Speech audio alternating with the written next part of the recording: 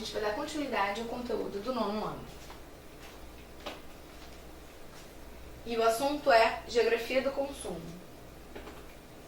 Bom, a gente vai estudar também a geografia do consumo como um fator importante para entender a dinâmica econômica e, de certa forma, a dinâmica espacial. A partir do momento que você tem um incentivo ao consumo, toda a infraestrutura de transporte, de telecomunicações, de produção industrial, de propaganda, de visualização das cidades, ela vai ser pensada para atender essa demanda de consumo. Então, se você vai numa grande cidade, você vai ver outdoors, cartazes, né, propagandas nos ônibus, isso tudo altera o espaço, altera a paisagem. E é o produto, né, da ideia de incentivar o consumo por parte das pessoas. Então, o objetivo do processo produtivo associado às atividades econômicas é produzir mercadorias e prestação de serviços, a finalidade de atingir o mercado consumidor. Então, o que o mercado consumidor é? São as pessoas que têm a capacidade de consumir produtos ou serviços. Então, você vai pensar num desenvolvimento produtivo levando em consideração o mercado consumidor. Então, o que por exemplo, um profissional de marketing vai fazer? Quando ele vai desenvolver uma estratégia de propaganda, de marketing, ele vai pensar no mercado consumidor. O que o setor de pesquisa das indústrias tem a função de fazer?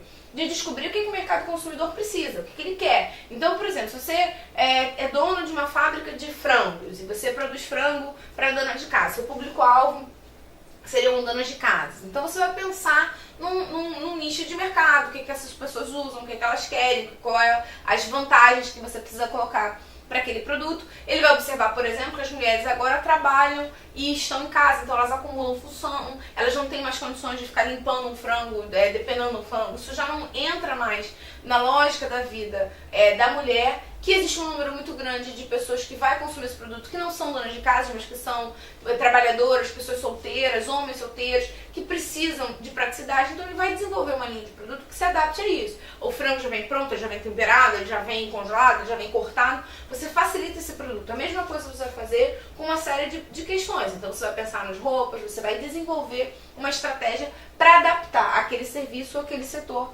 direcionado ao mercado consumidor.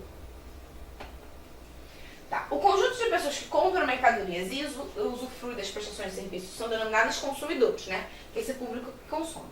O consumo de mercadorias, roupas, alimentos, calçados, utensílios, entre outros, é a prestação de serviços, bancos, empresas, luz, água, telefone, etc. Tem como finalidade atender às necessidades do homem moderno. No entanto, o consumo do itens acima não ocorre de forma homogênea nos países. Ou seja, o fato de você ter um mercado consumidor não significa que eu possa calcular esse mercado consumidor simplesmente pensando no número de pessoas. É claro que a China é um grande mercado, ela tem um grande número de pessoas, o Brasil é um grande mercado também. Mas quando você vai comparar o poder de consumo entre o Brasil e os Estados Unidos, a média de consumo do americano é muito maior do que a média do brasileiro. Isso significa que eu tenho uma relação de consumo diferenciada nesse caso também. Então, dessa forma, eu posso ver que tem uma diferença não só entre as pessoas, né, dos países, como também dentro dos países existe uma grande diferença de quem tem acesso a essas mercadorias. As disparidades no consumo é resultado direto do estabelecimento de diferenças sociais, né? Ou seja, uma pequena parcela da população tem acesso a grandes rendimentos financeiros, né? E assim pode adquirir tudo aquilo que o mercado oferece. Geralmente, essa classe social vive em altos padrões de consumo. Em contrapartida, as pessoas que são desprovidas de recursos não conhecem sequer, não conseguem sequer comprar a quantidade e variedade de alimentos que garantem uma alimentação balanceada indispensável para a saúde. Então a gente pode observar também que existe uma grande diferença. É muito comum que a gente compare, quando a gente está falando, inclusive, lembra quando a gente fala de população ou dos efeitos do crescimento da população e que existe a teoria ecomalthusiana, para falar sobre o crescimento da população versus o desgaste ambiental? É bom lembrar que aqui a gente vê como o consumo é importante. Porque quando a gente está falando de crescimento da população, a gente tem que levar em consideração que tipo de população a gente está avaliando.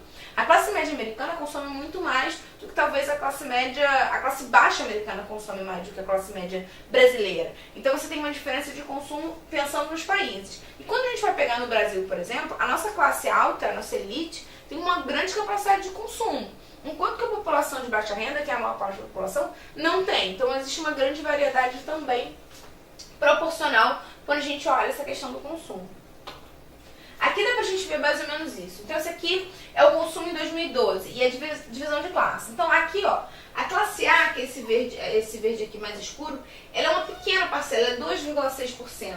Quando a gente está pensando em massa salarial, já pula para 23%, quer dizer, 2,3% tem 23,7% da capacidade da massa salarial, quer dizer, é uma grande concentração, né? Já a classe C, que é 52% da população, tem 29% da massa salarial. Então a gente pode observar aqui que eu tenho uma concentração de renda muito grande na classe A e B, né? Porque tanto a classe A quanto a classe B, elas são em menor proporcionalmente, mas ganham mais, né? Quando a gente vê 46% divididos para 24%. Então a gente vê que tem uma grande diferença aqui.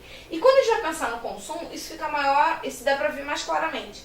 A classe A, que é os 2,6%, ela consome 16,2% do consumo total do Brasil. E a classe B, 38,6%.